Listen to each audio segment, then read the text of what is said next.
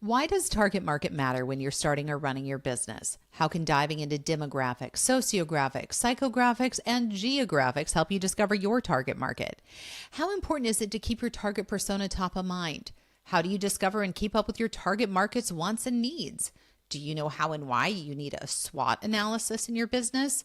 We are answering all this and more in today's episode with my guest, Bill Gelgota. Bill is a former marketing practitioner working in advertising agencies, client side, and consultant for more than 40 years. He is now giving back to the marketing community as a faculty member at Southern New Hampshire University. Make sure and stay tuned to the end for the But Bill rapid fire questions.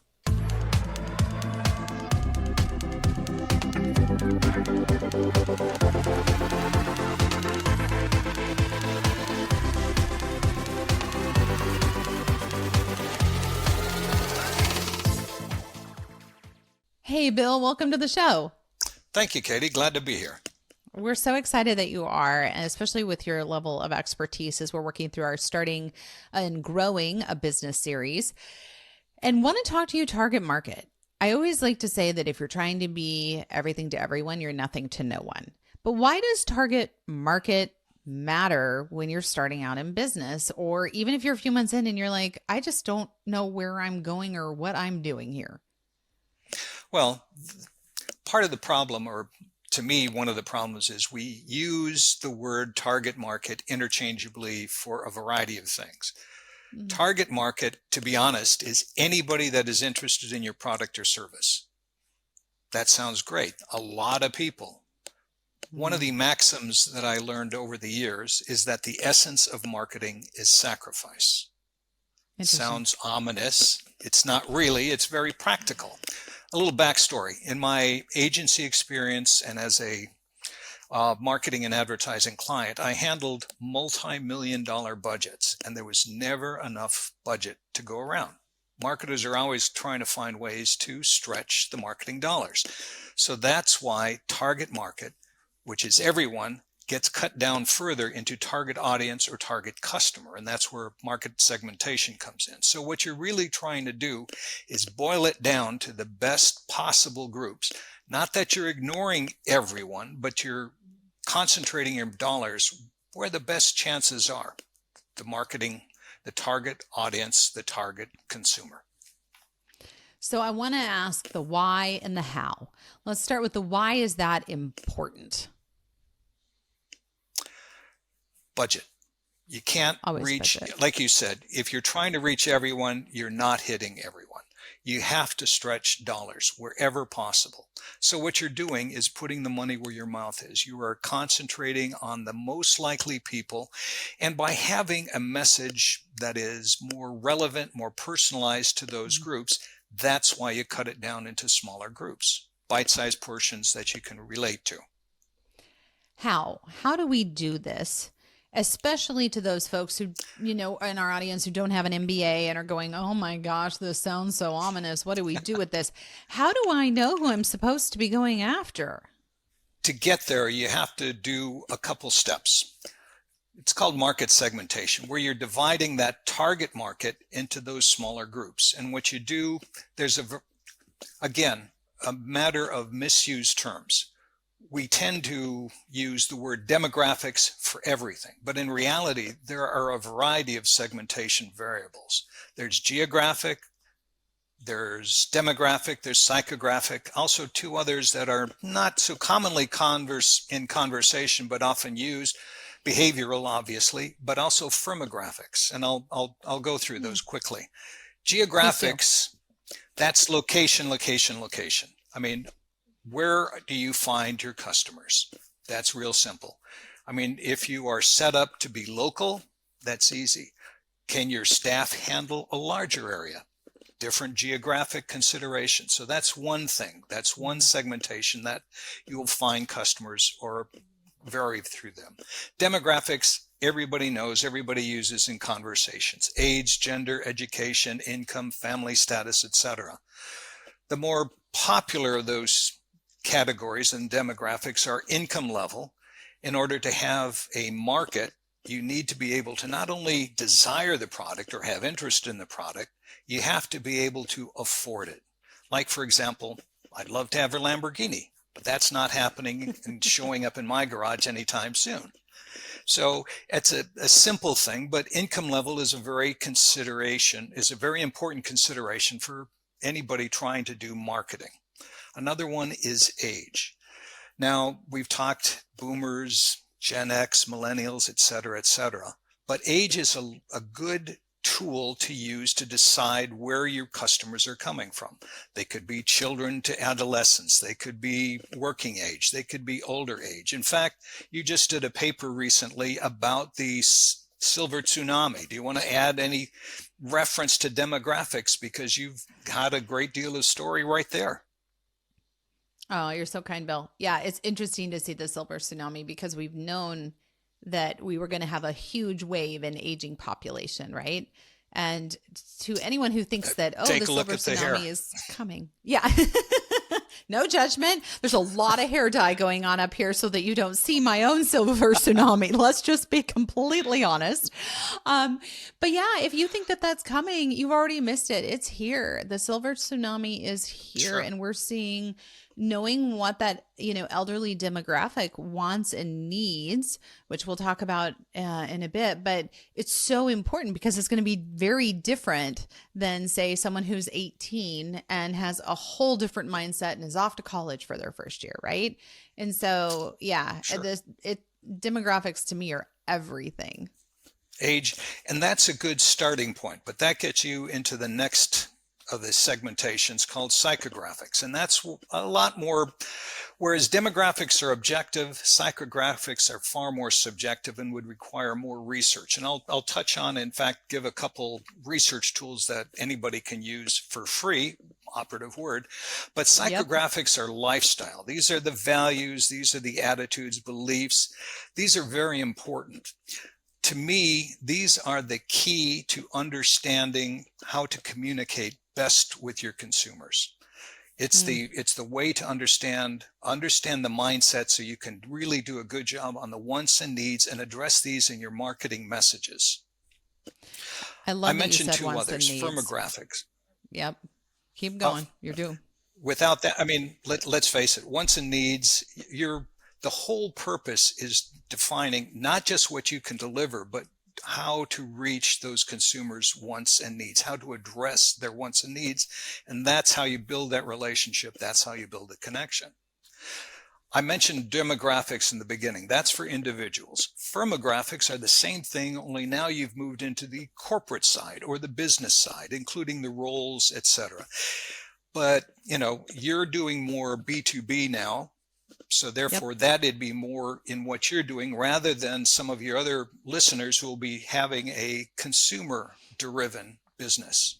So that's where demographics and firmographics are the same thing, just slightly different focus. But again, those are targeting segments, as you can see.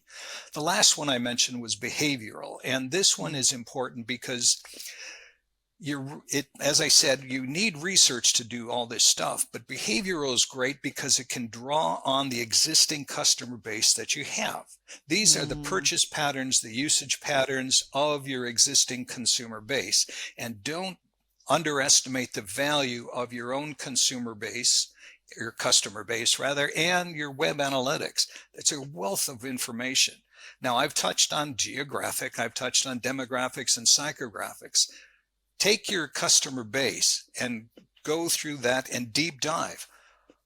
Is there a geographic pattern to your people?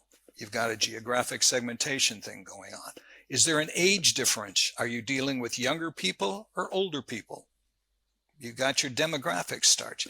Are your people ecocentric? Are they into sustainability? There's your life stage. Are they active people, et cetera, et cetera. So you've got all that data in your customer base, and that's a wonderful starting point because you said, how do they start out? There you go. You've already got data. You just may not have taken the time to cut in and analyze it as you go forward. I said I'd have a couple freebies, if you will. The U.S. Census data, census.gov, is a wonderful resource for demographic data, economic data, et cetera, et cetera. They also have a neat little thing called the, excuse me, this is the Consumer Business Bureau. They have a CBB is a nice little tool that you can use. You find it on census.gov, and it'll get you into more business related economic data, and you can do maps and trends, etc. right That's there on cool. the census. So that's a great start. Another one that you can use for free, and remember, it's only the free side. There's esri.com. You can actually use the Tapestry tool for free. Just go to esri.com, drill down to where it tells you to add in a zip code, and then you can access free consumer groups. Now, there's demographic data, but it is generalized over, somewhat to that geographic region, but more generalized. But you can get socioeconomic data, and that's your psychographics. So those are two free, very worthwhile tools that you can take advantage of to start the process. But as I said, to do it good justice, you're going to have to do research, and that means you're going to have to go out and contact a research firm and dig deeper. But this is a great starting point. I think it's a great starting point. Yeah. Well, and I want to say too that if you missed any of that, it will be in the show notes. So know that if you're driving or whatnot, we will throw it in the show notes. But yeah, you were saying once you have the data, because this sounds like very pie in the sky concepts in many ways, but all we're doing is giving you the ability to create basically an avatar of what your target market's going to be. And you can name that thing and then say, well, does this appeal to Judy or not? Where is Judy? Is Judy out shopping for this? Is Judy living this lifestyle? Is Judy this age? And it really helps. I don't want to steal your thunder, so please keep going. No. I mean, you're absolutely right, because what you have are a lot of tools, but what do you do with it? One of the other marketing maxims that I picked up over the years, I worked with an agency, DDB Worldwide, whose founder, Bill Bernbach, advertising legend, he's the groups that created the great Volkswagen advertisings in the 1950s, 1960s, came up with an interesting maxim for the creative team, but I think it's useful for this marketing exercise. And it's know your product inside and out before you start working, and then relate that knowledge to the customer's needs. So what you've got to do now, and this, I know this is a buzz for you as well, a SWOT analysis. The easiest way to understand what your business is to dig out that SWOT analysis and walk your way through it again. And the sad thing is, many businesses think a SWOT analysis is a once and done. You did it for the business plan, you're done. It isn't. Marketing is dynamic. The market is dynamic. Economy changes. The consumer demands change. Competitors COVID change. happens. You've got to keep that. Bingo. Massive who could have shifts. anticipated COVID happening on the on anybody's radar screen? Not likely. But that's where the SWOT analysis is going to dig in and help you go forward. I mean, again, like you said, talking to people, assuming that not everybody has everything on the top of their mind about a SWOT analysis: strengths, weaknesses, opportunities, and threats. Strengths and weaknesses are the internals. These are the things your company has direct control over or influence on. Now, strengths, equally important, are the features and benefits that your company has. Now that you know a little bit about who you're targeting, you've got to translate that into things that will demonstrate to these consumers how your company has the capabilities to address their needs, their wants, their problems. How are you going to solve them? And that's why knowing what your strengths are and translating that to each of those little consumer groups that you've created makes a difference. Can you give us an example of that? Oh, okay. No matter what process you have, your job. Okay, you're into color matching, color design. As a designer, you need to understand what the consumer needs. You know the price point of the consumer. If the price point of the consumer, you're used to doing high-end stuff, but you have a consumer that can't afford it. Is it worth spending the marketing dollars to try and reach and stay with that consumer?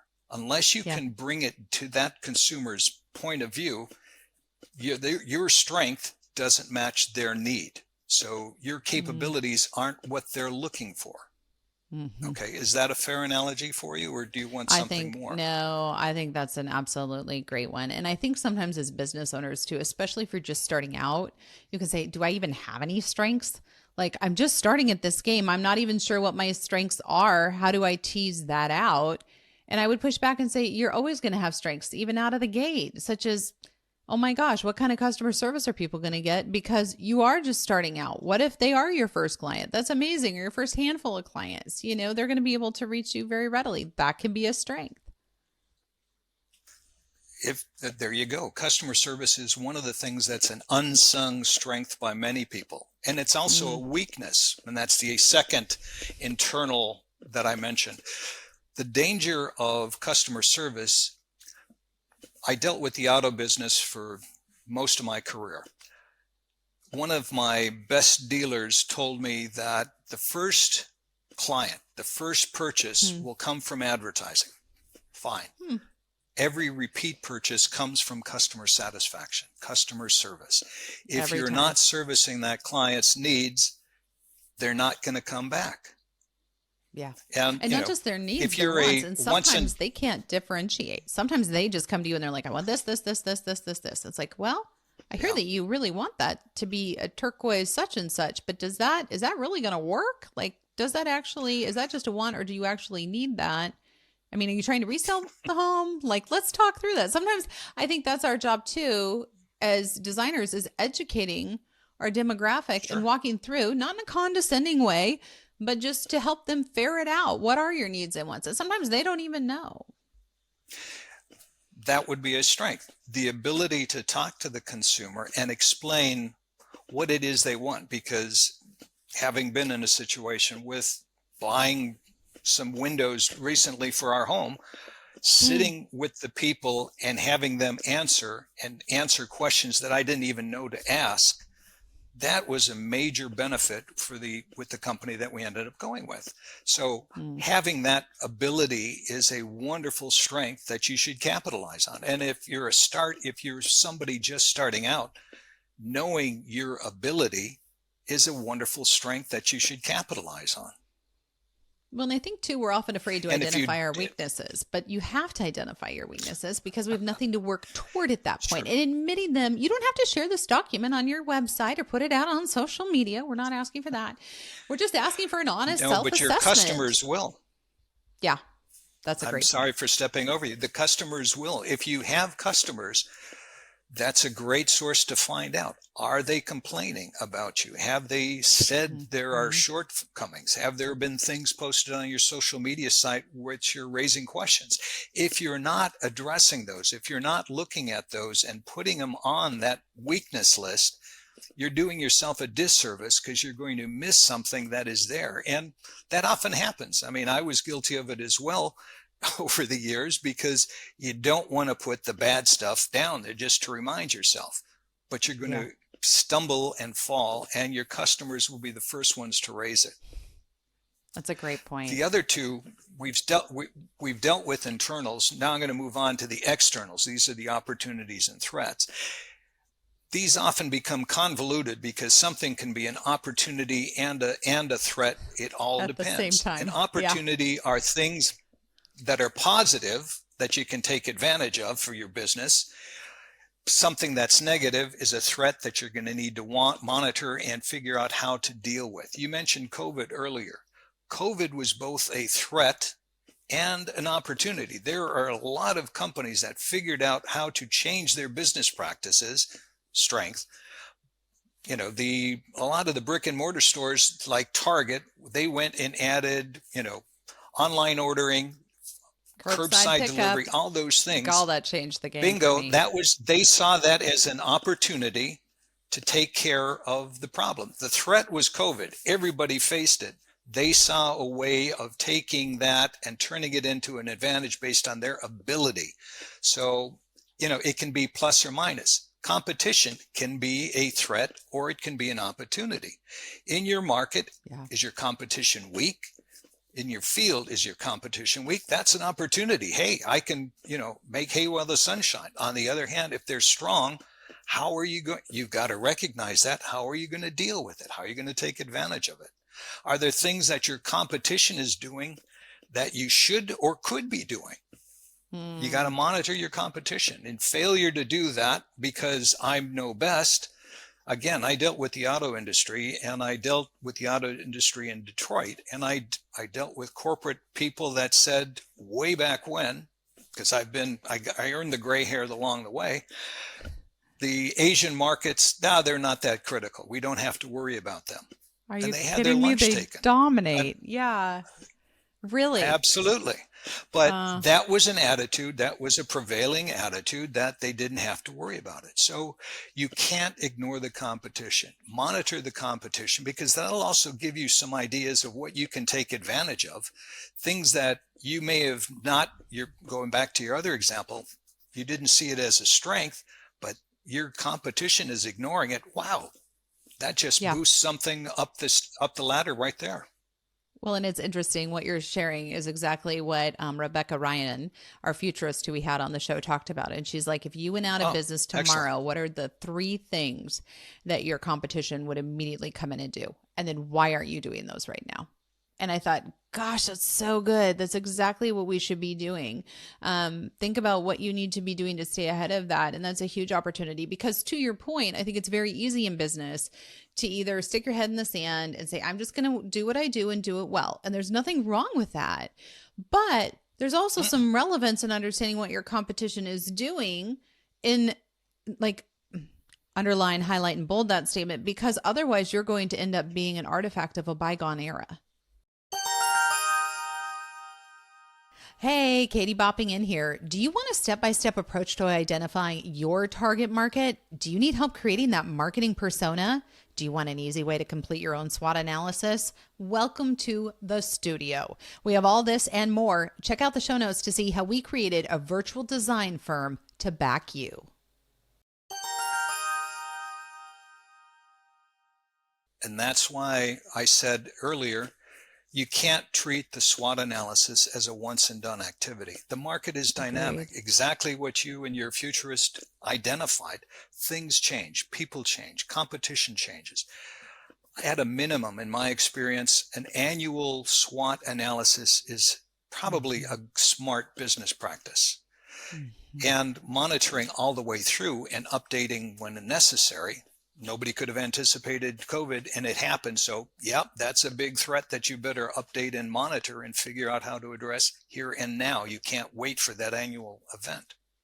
I so agree. Every time there's a major shift, whether it's socio, geo, whatever event it is, it's worth going back to your SWOT and saying, how does this impact what I'm doing today? And you can say, oh, Katie, it's just little old me over here, like trying to figure this out. Like, it doesn't impact me. And I would say, sit back for 1 hot minute, pour yourself a glass of beautiful wine, and then think.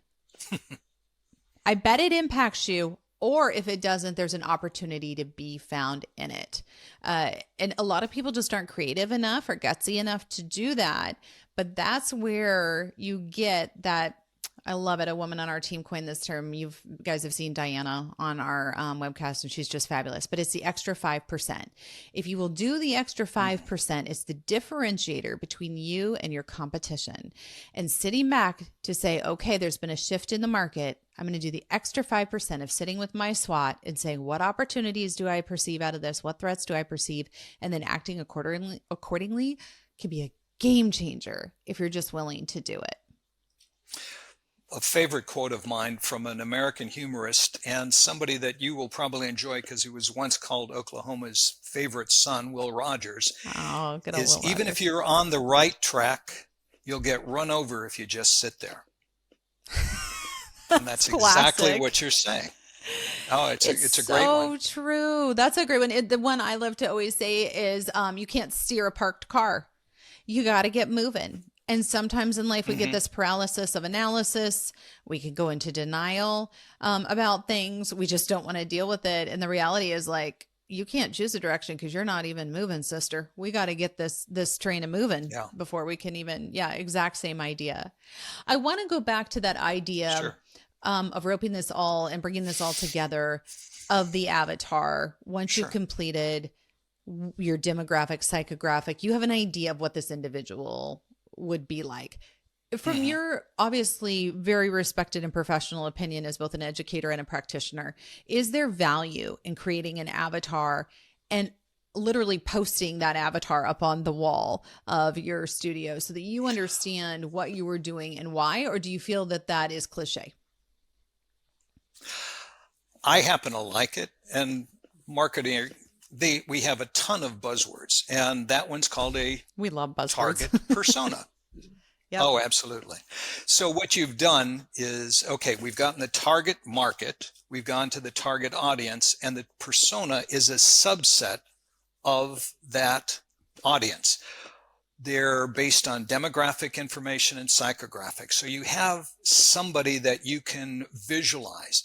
If you think about selling, or my background in the creative side, think about developing a creative ad, you're communicating with a person.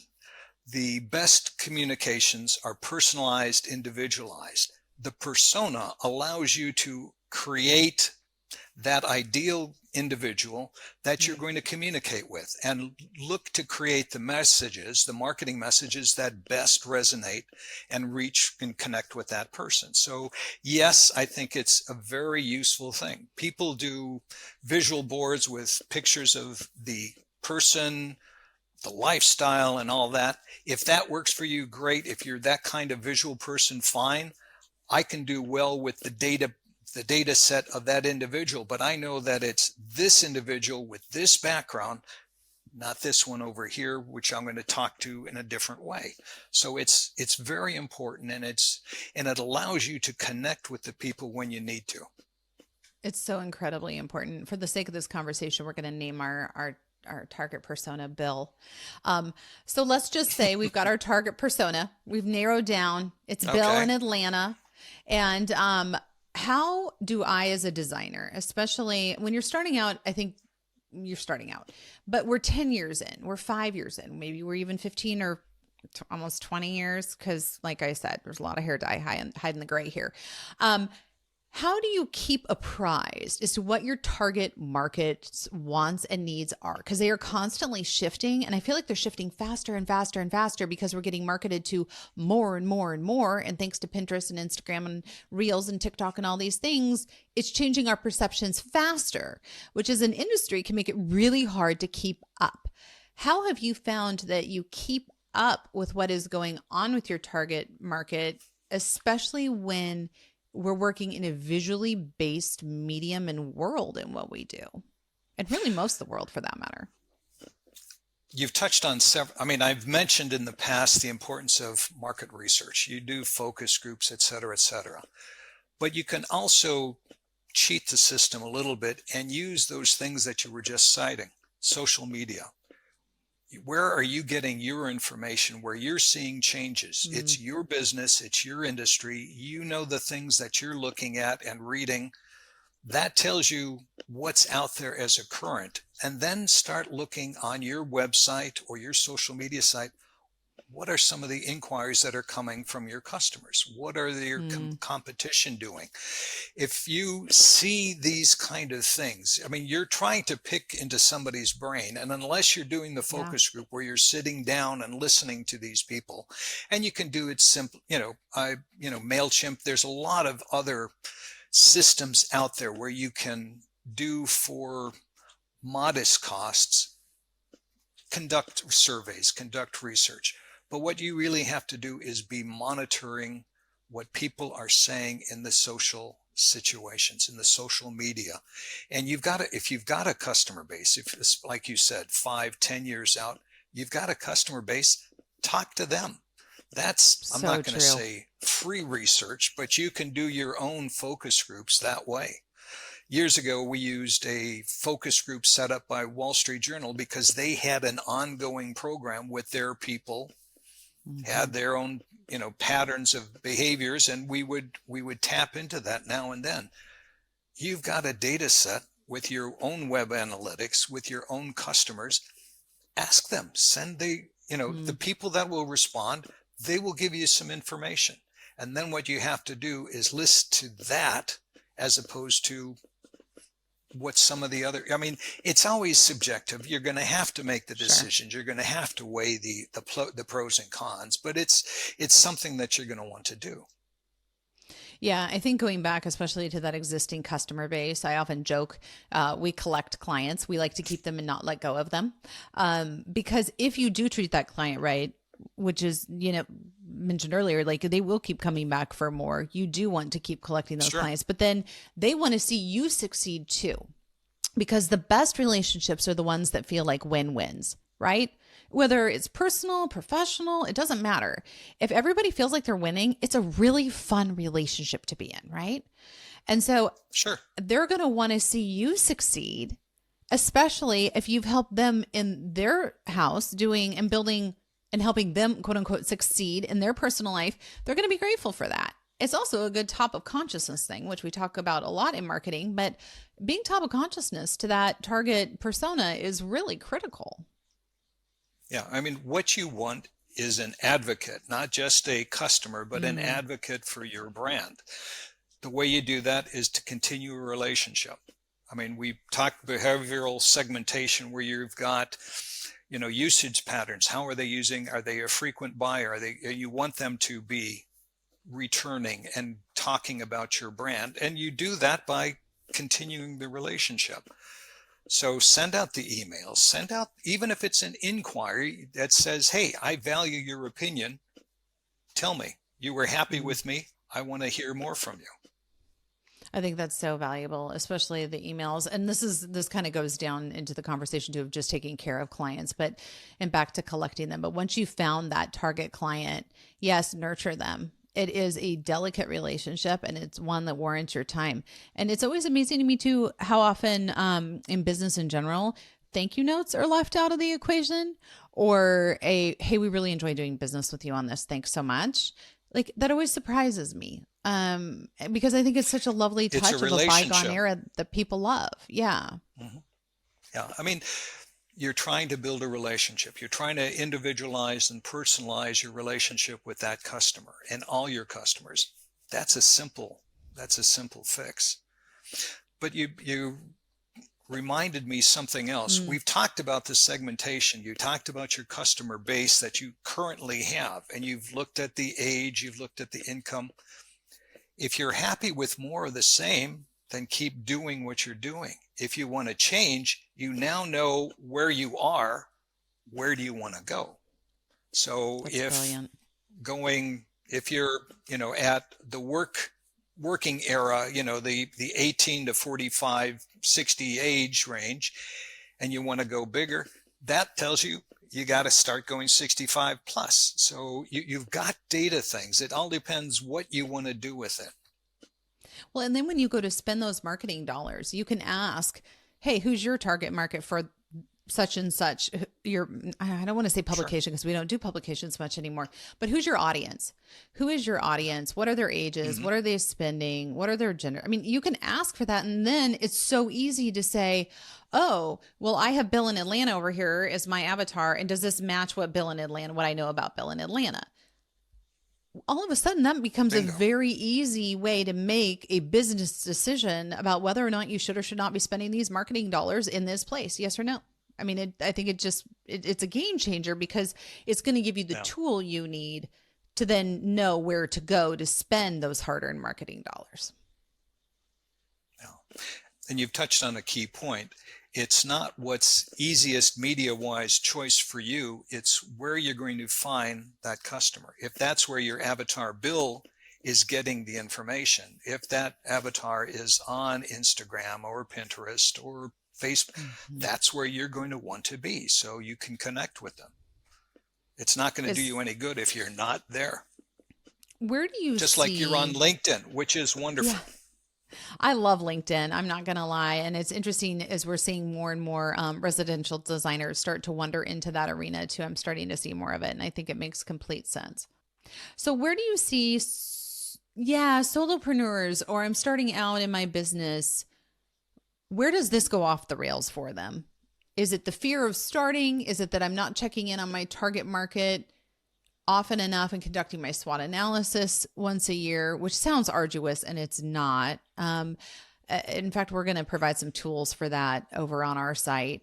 But how do you, I mean, where do you see this going wrong? Is it the intimidation factor, or is it that we just don't know what we just don't know? It could be paralysis through analysis, something that you've touched on, where they think, oh my gosh, I've got to get tons of information before I can make that first step. That may be true, but chances are get a good start and take that first step. You've got to begin somewhere. It goes back to the Will Rogers. If you just sit there, nothing is ever going to happen. Okay. Yeah. So you have to take that first step. You have to get over, sure, there's a fear, but you've already conquered that fear by starting the business in the beginning. I mean, you've made that commitment. Now you've got to fulfill on the commitment that you've already made. It's a matter of taking that first step. And everything, you know, that old saw, every journey begins with a single step. That's your first step. It's so true. Okay, I'm going to throw out common marketing objections, and you can shoot them down with one-liners. We'll do a little bit of fun rapid fire here. It's going to be, but Bill, Bill, I don't want to spend the money because I just started my business. If you don't spend the money for marketing, you're not going to have a business to worry about, because your competition will be out there. They will be spending. They will be aggressive. You've got to do something to make sure that you are there.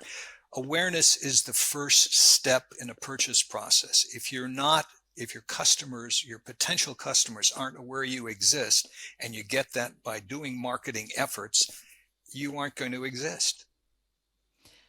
But Bill, what if I get this wrong? Then you change.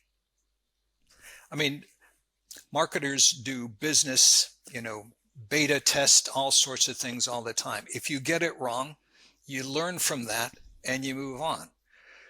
If you don't, again, it gets back to, if you don't do anything, you're not going to get anywhere. If you don't know where you're going, any road will get you there. So if you have an idea, try that. And if that's not the right road, back up, take the next one, and so on. It's trial and error in many cases, true, but you've got to keep moving forward. Okay. And my last one is, but Bill, I'm scared to spend the money, but I'm just I'm not a professional marketer. Are you sure I can do this?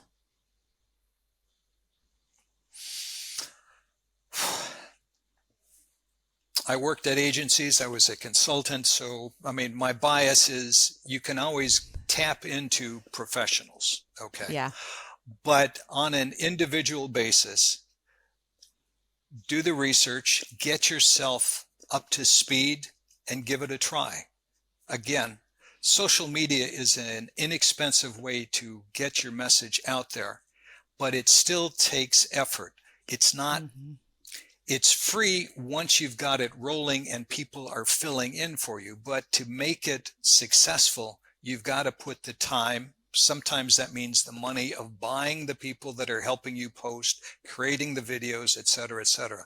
It all depends on your expertise, but you've got to put it out there so you can be seen. If nobody knows you're there, nobody's going to consider your business.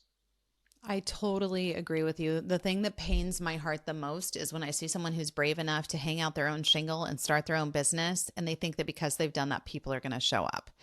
And one thing we always talk about in marketing is you have to tell them, hey, I'm going to hang out a shingle. And then, oh, hey, this is the day I'm going to hang out the shingle. And then, oh, I would like you to come, and I'm going to give you an incentive to come, whether it's financial or we're doing a really bougie happy hour. Oh, and then once you come, I'm going to give you a reason to use my services. And then I'm going to give you a reason to use my services again. There's this whole process to it. And it used to be, hundreds of years ago, you hung out a shingle and, oh my gosh, this is so great. We have this business, and people would come find you out of necessity, right? It is a whole new world. And if you're not out there, singing from the rafters about what you're up to and how you can help people and what you want to do, you're just going to end up, to your point, getting run over on the tracks. Yeah, absolutely right. In the old days, maybe if you built a better mousetrap, they would, beat the door and find it. Not anymore, because there's a lot of very good mousetraps out there. And if they don't know yours exist, those others will do just fine. So you got to tell them why your mousetrap is better than their mousetrap and beat that drum. 100%. 100%. A great conversation, Bill. Thank you so much for your time. It means more Thank you, than you Katie. know. We really appreciate it. My pleasure. Thanks, Katie.